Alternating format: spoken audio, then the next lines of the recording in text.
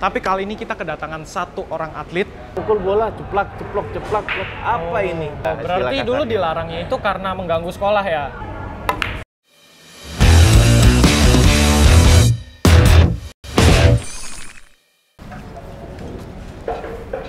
Oke teman-teman, selamat datang kembali di channel biliar kesayangan kita semua, Biliar Sports Media. Kembali lagi bersama gua JK. Oke, gua hari ini seneng banget. Gua ada di Mile Billiard Small Plate Village, tempat biasa gua bikin konten. Tapi kali ini kita kedatangan satu orang atlet. Beliau adalah atlet biliar yang pernah bertanding di ajang olahraga PON. Seperti yang kalian tahu, PON adalah ajang olahraga nasional yang sangat besar, multi event. Dan kali ini kita langsung ketemu orangnya. Namanya Kak Erik Siko. Beliau lagi latihan di sana, gue pengen samperin sama dia. Oke, sini ikut gue.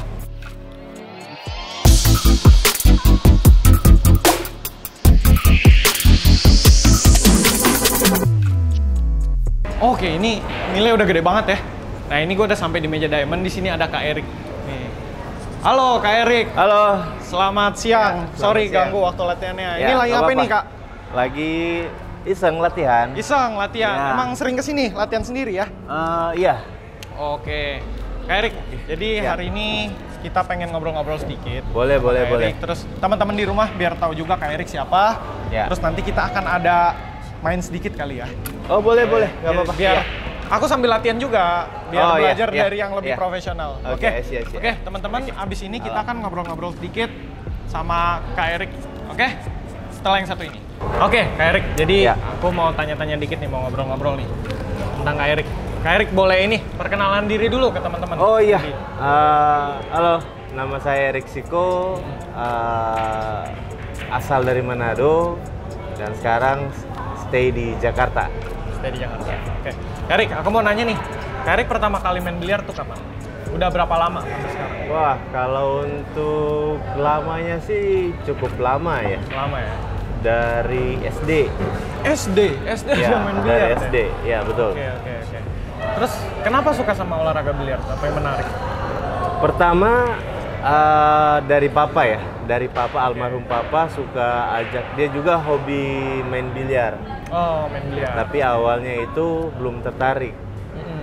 Dulu cerita sedikit ya. Iya, boleh. Dulu Panjang di juga nggak apa-apa. daerah saya itu punya, di kota kecil, dia punya pasar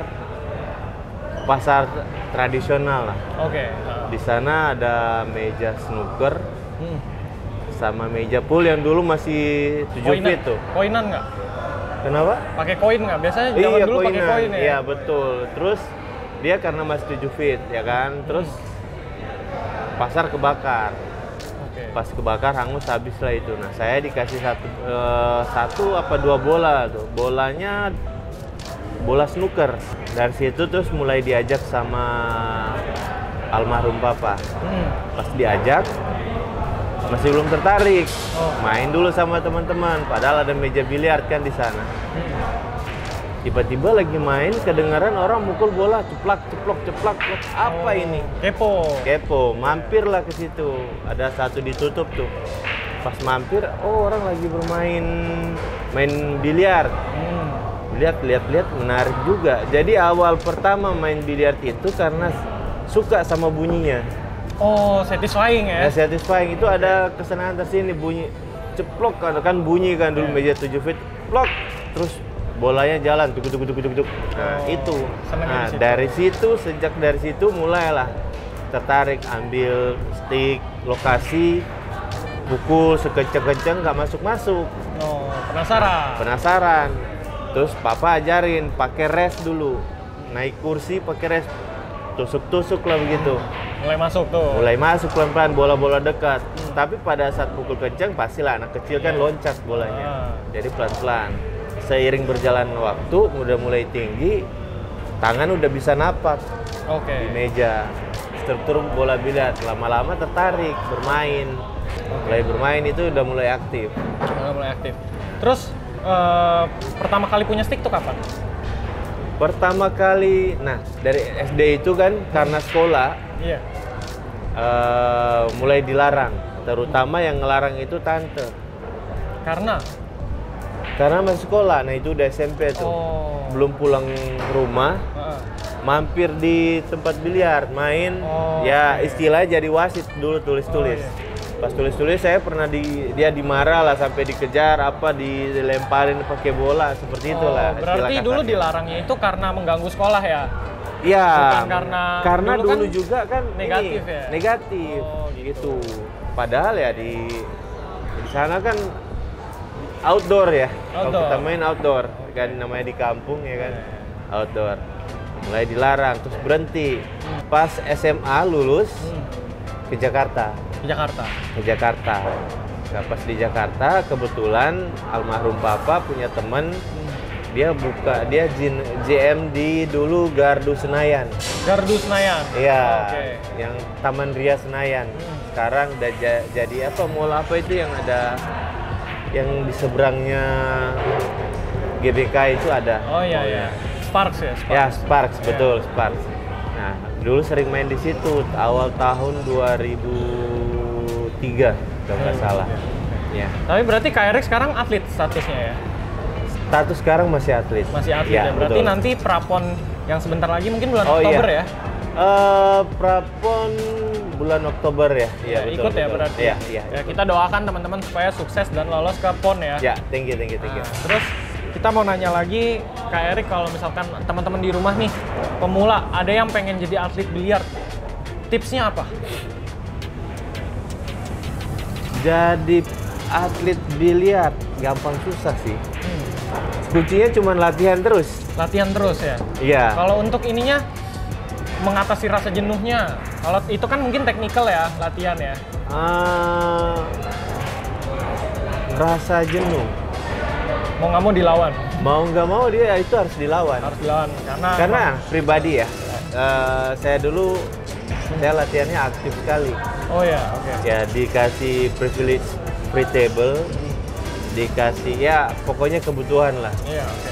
Nah, bisa latihan saya itu latihannya setiap hari. Dari Senin sampai Jumat. Minimal itu 8 jam. 8 jam. Jadi 4 jam break, makan latihan lagi. Gitu teman-teman. Dan itu pasti perkembangannya sangat pesat. Sangat pesat. No, teman-teman, kalau misalkan kalian pengen pesat berkembang dalam dunia olahraga biliar, latihannya harus konsisten, jamnya lama. Ya gitu ya. Karena kalau sekarang sebenarnya lebih gampang ya. Karena ada di tiap daerah ada instruktur.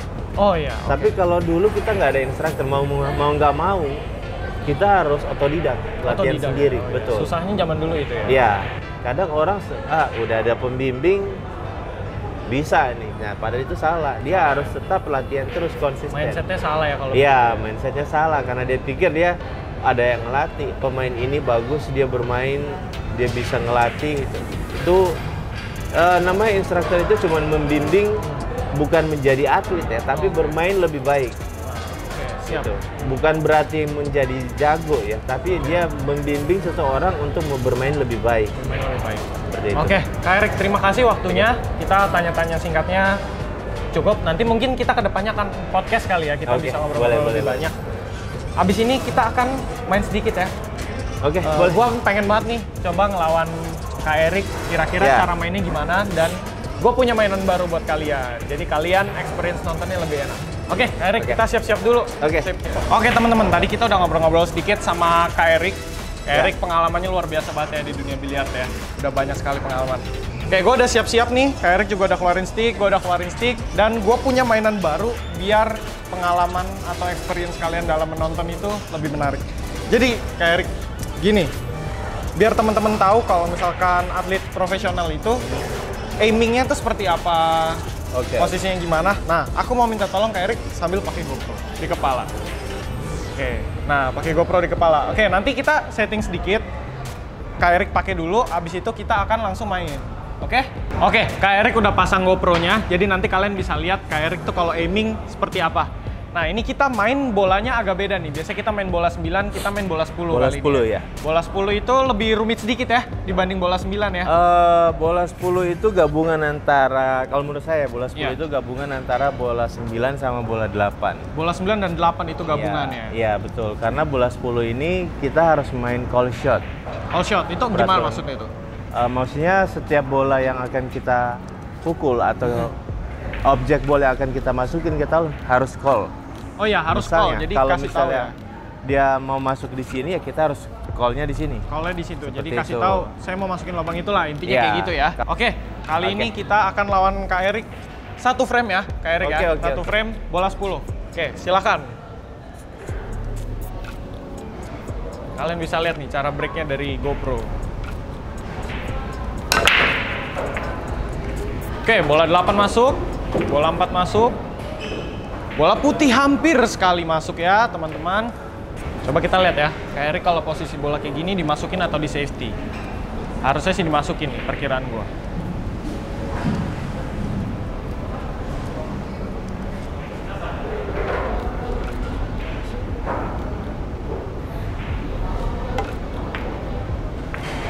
Bola 1 masuk, tapi bola 2-nya snook ya. Masih ada kesempatan sedikit dari gua supaya bisa nembak bola.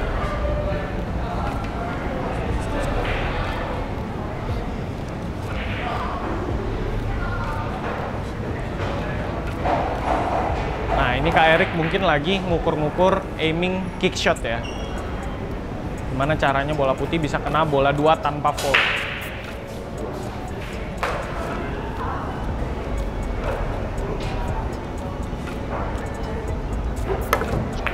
Oke, kena bola 2. Sip. Gua masih punya kesempatan.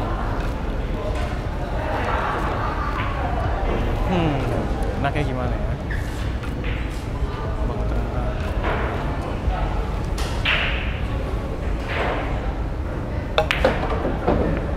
Wah, kelebihan. Wah, Oh, salah, pas. Masih bisa.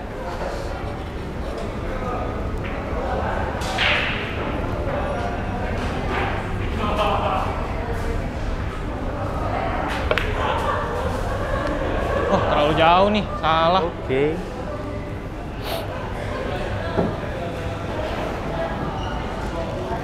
Kalau kayak gini bola gua ngumpet, gua sih pengennya kick shot. Tapi jaga-jaga, siapa tahu masuk, gua call. Sini. Ya, mudah-mudahan kena ya.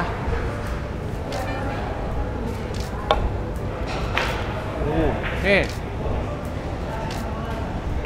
Wah, habis ini. Mestinya sih habis ya. Harusnya habis nih. Tapi nggak apa-apa, gua nggak boleh nyerah ya. Shot ke sini.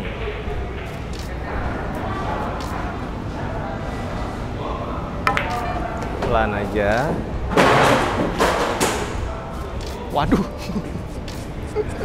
Berikut kita ambil Lampunya 3 ban. jatuh, teman-teman. 1, 2, 3. Bola putih ke sini.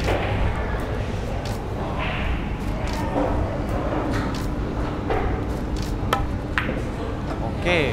Wah, kebanyakan. Kalau gue lihat ada sedikit efek kanan. Apakah lubangnya tertutup? Oh, masih bisa masuk. Bola 7 masih bisa masuk.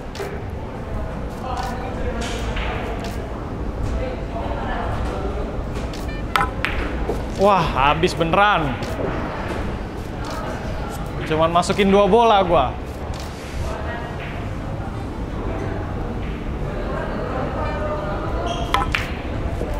Iya. Ini adalah pukulan terakhir dari Kak Erik. Dan gua beneran gak main lagi. Oke, keren banget Kak Erik.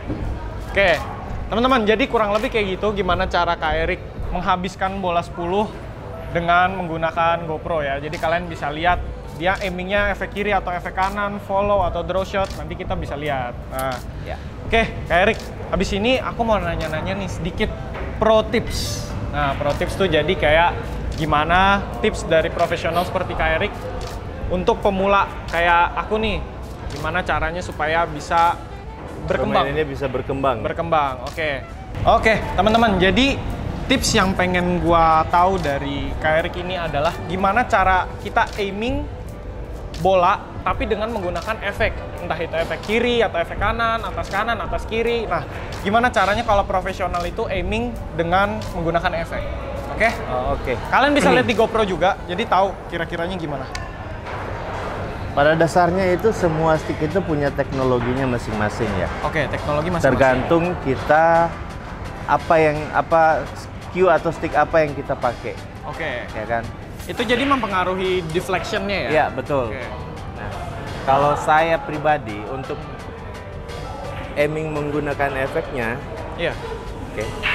Kalau bola seperti ini ya, misalnya lurus, dasarnya kita harus ambil tengah dulu. Oke. Oke. Dan kalau kita merasa sudah aimingnya udah bener, baru kita geser sedikit aja. Ya. Penggunaan efek atau spin terlalu banyak itu akan mempengaruhi deflection. Oke. Gitu. Jadi kita dari tengah sedikit aja kita seperti itu. Jalan tuh ya? Ya. Efeknya ya? Tidak perlu banyak-banyak karena kalau misalnya dia banyak ya. Ya. Tadi kan dari tengah. Dari tengah kita istilahnya satu titik ke kiri. Oke. Tapi kalau kita terlalu banyak, ini akan berpengaruh ke kontak ball dan dia bisa nggak masuk. Oh, jadi Seperti itu. lari ya bolanya ya? Iya, betul. Jadi untuk mengurangi defleksi atau aiming yang ya kita katakan aiming efek lah. Aiming efek, oke. Kita nggak perlu banyak menggunakan efek. Oke, ini sudah terlalu banyak. Kebiasaan pemula itu kalau misalnya dia mau pukulannya kenceng, dia harus pukul kenceng dan efeknya banyak, itu salah. Oh, itu salah malah ya? Ya, justru dia harus ambil dari tengah. Oke, kita geser aja sedikit segini. Ya, saya pukul dengan pelan ya. Oh, Muter jalan. enggak? Betul. Padahal nggak terlalu ini ya, nggak terlalu powernya nggak terlalu banyak ya. Betul. Oh gitu. Jadi kira-kira misalkan nih, saya udah biasa nih sama stick saya nih, jadi udah tau lah karakter stick saya gimana, kiri kanannya. Nah kalau misalkan nih, saya tiba-tiba main biliar tapi pas saya nggak bawa stick, solusinya gimana tuh itu kira-kira? pertanyaan bagus ya. Ini tips ya buat teman-teman pemula ya. Contohnya misal gini. Kalau misalnya kita jarak bridge ideal kita ya kalau buat saya ya, 1 jengkal dari bola putih. Jadi jari tengahnya, jari yang paling panjang berada di jarak sejengkal. Bola putih, Siap. Sini. Udah seperti ini. Tapi kalau untuk mengurangi defleksi atau misalnya kita ke tempat diundang sama teman tapi kita nggak punya bawa stick pribadi, cue atau stick pribadi. Nah, untuk siasatnya gini, kita bisa ambil pakai stick apa aja, tapi kita deketin bridge-nya. Selalu main harus deketin bridge-nya. Itu tidak akan berpengaruh sama defleksi. Oh, jadi biasa bridge kita lebih panjang, kita deketin sedikit. Ya, sedikit aja. Yang tadinya kita seperti ini. Ya, misalnya jauh, ini kan jaraknya cukup jauh nih. Ya, kita majuin sedikit aja. Nah, segini aja. Bisa. Defleksinya akan berkurang. Iya, betul.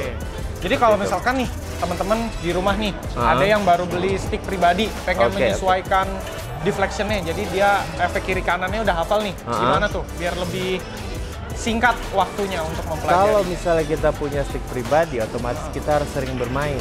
Harus sering bermain? Harus sering bermain. Karena biliar ini olahraga yang kalau misalnya kita jarang main ya kita nggak hilang ya? Istilah katanya bukan menurun, tapi kita akan jalan di tempat. Oh, stuck? Ya, stuck gitu. Mainnya tuh maksudnya main sama teman atau sendiri atau gimana?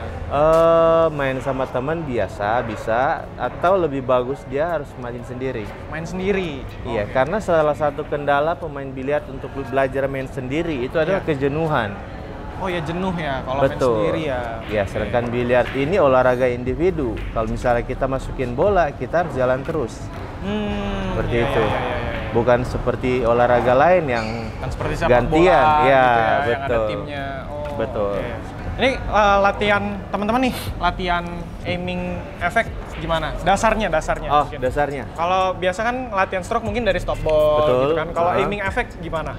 Kalau efek, pertama kita ambil titik poin. Titik poin. Point of contact. Ya. Oke. Kita garis tengah. Ya. Seperti ini. Awalnya di tengah dulu nih ya? Awalnya di tengah, tapi kita sasarnya tetap on point. Baru kita geser, bukan geser begini, tapi ini dipindahin. Lihat, jempol dipindahin. Set. Nah, segini cukup. Oh. Oke. Gitu. Berikut juga, itu kalau efek kiri lebih gampang. Kalau efek kanan kita harus agak jauh. Ini mutar. Oh, main Kita di nggak mungkin pergelangan begini. ya? Kita nggak mungkin begini, akan Iya. jatuh. Jadi dari sini tekan seperti itu. Oh, gitu. Jadi Gitu. ininya jempolnya yang begini Ya. atau betul. agak begini dikit Ya. ya? Oh. Ya, makanya kita stick itu jangan, bridge-nya jangan begini.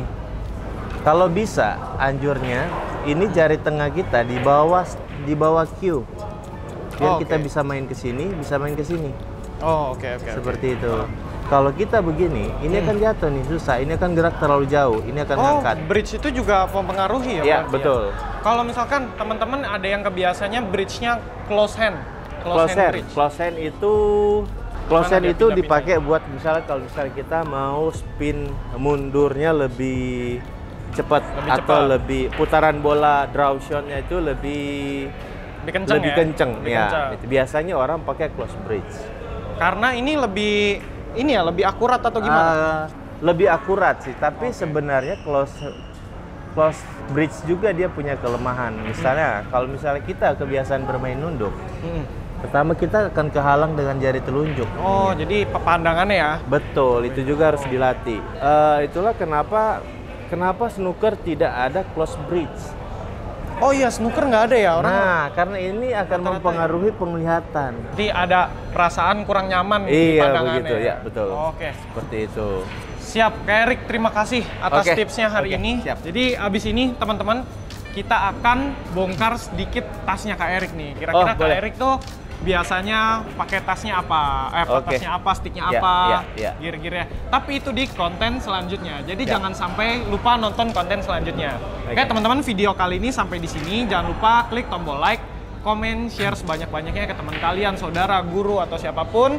Dan jangan lupa subscribe tentunya untuk support channel Biliar Sports Media. Ya. Klik lonceng notifikasi untuk tahu pengumuman giveaway berikutnya. Oke? Karena kita juga berikutnya kan ada giveaway, teman-teman. Oke? Sampai ketemu di video berikutnya. Adios. Dadah.